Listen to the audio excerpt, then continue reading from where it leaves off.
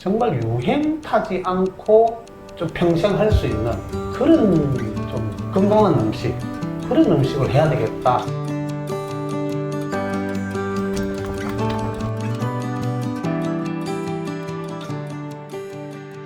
어렸을 때는 뭐 별다른 꿈이라는 게 사실 없었어요. 집안이 좀 가난해서 어떻게 하면은 좀 대학이라도 가보려고 그래서 운동을 했는데, 운동도 이제 하다가 중간에 그만두게 되고 공장 생활을 또 하게 됐었죠. 29살 때 교통사고를 당했어요.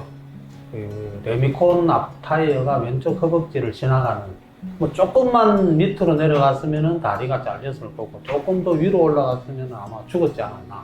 그 사고를 겪으면서 병원에 1년을 입원을 해 있었는데, 그때 당시 이제 저희 그 딸아이가 3살이었습니다. 뭐 거의 아이도 제대로 못 보고, 저희 아내는 이제 뭐 병간호 한다고 왔다 갔다 하고 거의 뭐 가정이 해체되다시피. 근데 그때 당시 이제 가장 그리웠던 게 가족들끼리 이제 둘러 앉아서 따뜻한 밥 한 끼 같이 먹는 거. 그게 가장 그리웠었어요. 그 교통사고 보상금으로 사실은 식당을 하게 됐었습니다.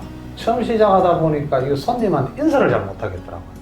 집에서 뭐 거울 보고 뭐 인사하는 연습을 한 달 정도 했었어요. 근데 그러니까 뭐 오히려 잘 되더라고요.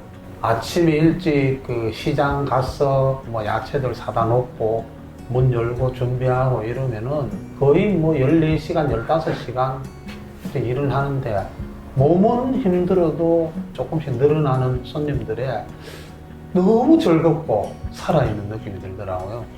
뭐 그러다 보니까 이제 점점 이제 장사도 잘 되기 시작하고,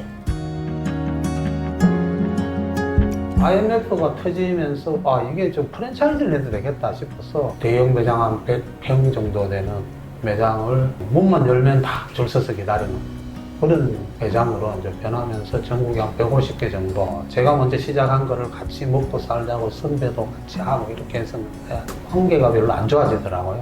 그래서 좀 그만두고 나와서 오리집을 시작을 했었죠. 조류독감이 터지더라고요. 조류독감 한 방에 그냥 그 잘 되던 식당이 좀 쫄딱 망하는 또 삼겹살집을 시작을 했었는데, 손님은 꽉꽉 차는데 관리 소홀로 망하게 되는 그런 과정을 겪었었죠. 그러면서 좀 힘들 때는 뭐 대리운전 타고 뭐 이럴 시기가 있었습니다. 그때 당시 이제 과거에 제가 이제 데리고 있던 직원이 오히려 뭐 저보다 성공을 해서 대형 식당을 하고 있는데, 뭐 대리운전 한다고 이제 뛰어가는데 그 친구가 형님 그냥 부르더라고요. 그때 그 심정들, 그런 과정들을 겪으면서 성장을 해왔었고,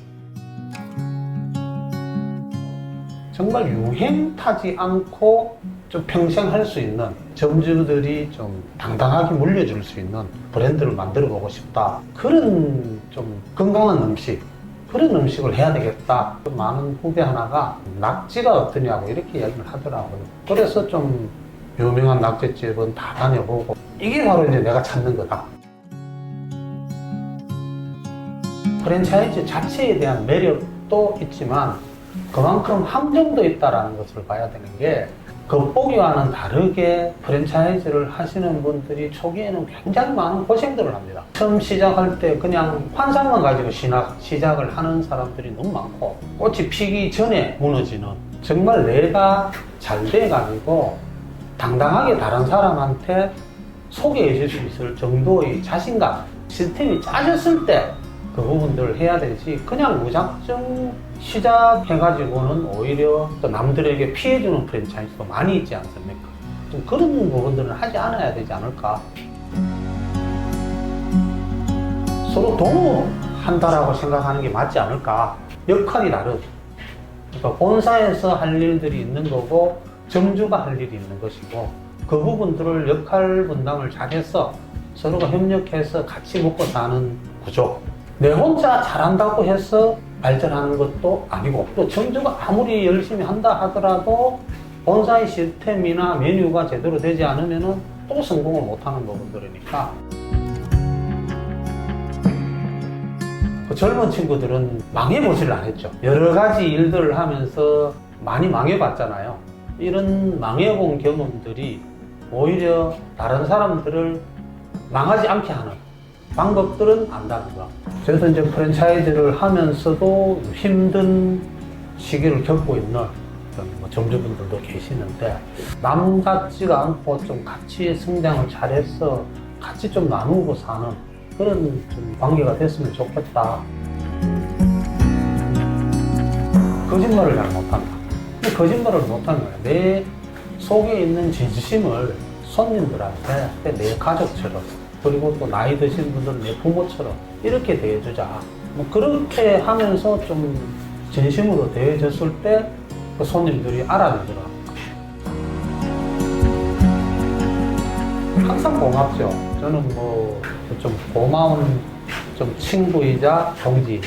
지금은 소설가로 활동을 하고 있고요. 여러 가지 좀 소설들을 많이 했지만 그 중에 하나는 식당사장 장만호라는 소설로 제가 망해먹은 이야기를 소설로 써서 좀 많이 알려졌던 부분들도 있고, 이제 주인공은 저고 한 70% 정도는 실화이고 나머지 30% 정도는 픽션이라고 할 수 있는 책인데, 프랜차이즈업을 하다가 망해먹기도 하고 하는데 그 과정 속에서 가장 중요한 것은 가족이지 않나. 제가 이제 외식업 한 지가 벌써 30년인데 뭐 고깃집에서부터 이것저것 안 해본 게 없을 정도로 많았는데, 음식에 대한 진심을 담은 사람이다, 이렇게 기억돼 줬으면 좋겠고,